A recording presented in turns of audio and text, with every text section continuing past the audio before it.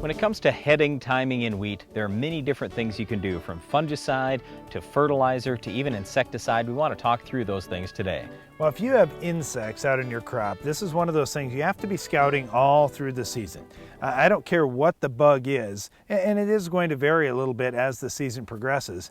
We need to stay on top of things. Now, when we look at heading time applications, we've got the flag leaf out, now we've got the head out, we're trying to make seed. We need all the plant foliage we can have to try and catch sunlight energy, make energy for the plant. We need the root system to be in great shape to pull in as many nutrients as we can. We can't afford bugs at this time of year. So when you're out looking at potentially a nutrient application or a fungicide application, make sure that you're scouting for bugs too. We see bugs almost every time we walk through wheat fields.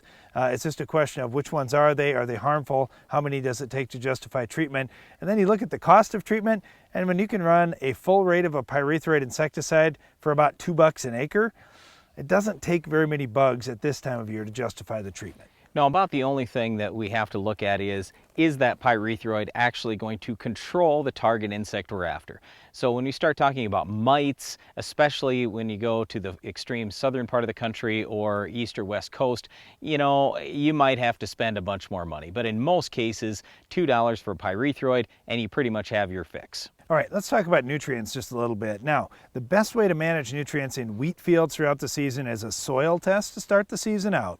Then plant tissue analysis once a week, maybe a week to 10 days throughout the season to kind of get a feeling for what's happening. What are the trends in my field? What am I running short in? Because a single plant tissue test can really be deceiving. Maybe you haven't had rain for a couple of weeks and your root system isn't pulling in a whole lot of nutrients right now, but as soon as you do get some moisture, it's going to access all those nutrients again.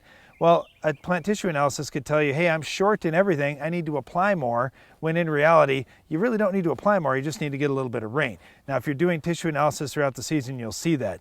The big one this late in the season, we see so many guys wanting to put more nitrogen on to try to boost protein levels, and they're right. Late season nitrogen availability is a big key towards protein levels. When you're going to be doing that kind of application, we really like a pre-side dress nitrate test, or basically just a 12-inch nitrogen test pulled a week or so ahead of when you're thinking you're going to do a nitrogen application.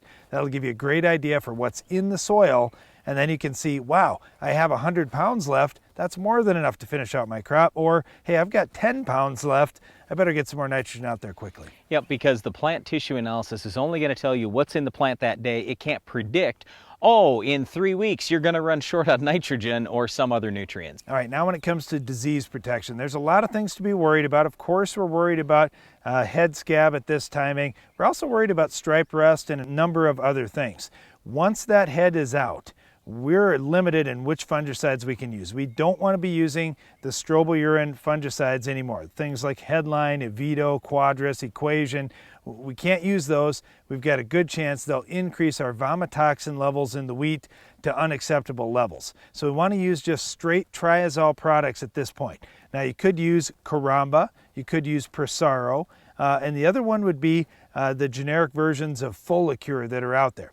Now, if you're looking for cheap, those generic Folicure type products are really inexpensive. They do a nice job on the rusts, not quite as good on the head scab as what you can do with a Prosaro or Caramba. If you're in an environment where head scab is a possibility, we'd strongly recommend Caramba or Prosaro. As far as protecting the wheat and getting a better yield protection or yield gain, some would say, over untreated, Prosaro and Caramba certainly have the potential for that. They do, but they cost a lot more money. We're talking $10 to $15 an acre for Prosaro or Caramba versus $2 an acre for the full rate of a generic Folicure. So you really have to weigh those things out. Here's the other thing. You can only use that Folicure once per season. And I've had many questions. Guys will say, well, I'm getting told by an agronomist I should spray my Folicure or Prosaro at flag leaf timing. That'll carry me through to heading timing. And we say, absolutely no way. Remember that fungicides aren't systemic in the plant. If you spray at flag leaf timing, there's no way that fungicide is getting up to protect your head. So yes, you have protection on the leaves for a little while, maybe a week to 2 weeks is a possibility for residual, but you're getting no protection on that head. we really want protection on the head. That's incredibly important. So we really strongly encourage you, spray a different product. Do not use Folicure or Prosaro at that flag leaf timing. And really, these fungicide applications, they have to be on before you have a disease problem if you want them to be highly effective. So scouting for disease problems at this time, it's not in the equation. Hey, the head's out, we're at 10 to 15% bloom, it's time to spray. You're either going to spray or you're not going to spray. You have to make that decision for your farm. With insecticide, definitely scout. If you see bugs, control them. If you don't see bugs, don't be throwing an insecticide in there. And then when it comes to nutrients, we'd really like to see a soil test to determine where we're at for nitrogen levels and if that additional nitrogen is going to help. A lot of times we hear guys saying, well, I put nitrogen on last year, it didn't help me. Hey, did you need nitrogen? Maybe you already had plenty out there and it was something else that was your yield limiting factor. So do some testing ahead of time to make the right nutrient call. Well, at heading timing, it's probably a little late to control weeds, but nevertheless, we're going to talk about our Weed of the Week and how you can control it earlier in the season in your wheat crop. That's coming up later in the show.